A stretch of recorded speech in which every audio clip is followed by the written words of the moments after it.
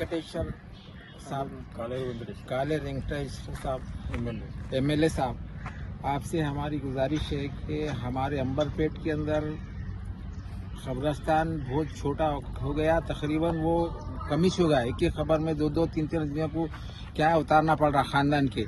अब ऐसी सूरत में आपसे हम गुजारिश करें, आप गुजारिश करने के बाद हम आपकी आप हमारे को ज़मीन भी अलाट कर दी। आपका बहुत बड़ा शुक्रिया होगा, बहुत बड़ी मेहरबानी हो गई कि हम खुश हो गए। अब देखने में ये आ रहा है कि सब हम मस्जिद की कमेटी वाले सब आके यहाँ पे देख रहे हैं तो कुत्ते वगैरह भी यहाँ पे है और कब्रिस्तान में कुछ लोगों को दफनाया गया, वो भी वो कुत्ते क्या खोद रहे वहाँ पे, क्योंकि सब खुला है। और रातों में सुबह में उठे तो देखे तो क्या दिख रहा है, यहाँ पे कुछ शराब के बाटला वगैरह भी दिख रहे और बहुत सारी बेद भी होते जा रही।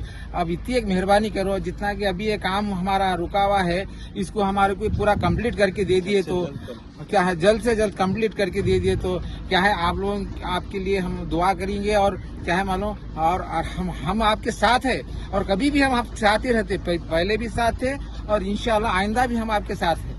आप जैसा बोले हम आपकी पार्टी को वोट देते आए हैं और आइंदा भी देते रहेंगे।